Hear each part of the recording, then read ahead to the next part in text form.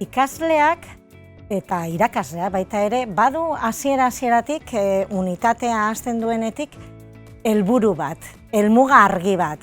Helburu horiek aldez aurretik jakiteak eta argi izateak ikasleari laguntzen dio bere ikasketaren kontzientzia handiagoa izatera. Helburu komun bat daukate ikasarlo guztiek, hasieran, unitate hasieran plazaratzen dana, eta gero egia da, 5 eta 6 mailetan unitateak luzeagoak izateran, igual perspektiba hori ez da hain argia izaten prozesu osoan zehar, gero ja berreskuratzen denean unitatea bukatu eta disiplina arteko lan horri ekiten zaionean, orduan hor ikusten da, ze ikasarlo bakotxak bere osagaia jartzen duela hor, eta danok ikasarloak ere elkarlanean ari direla produktu edo proiektu hori ataratzeko helburuarekin.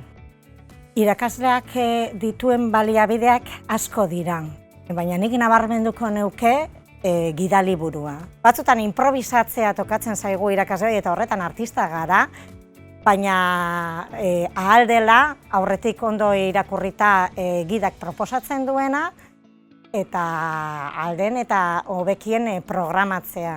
Izan ere, ekik jarduera piloa proposatzen ditu, baina guztia ezinezkoa da egitea. Bai, urtxo bat, aukeraketa bat egin beharko genuke.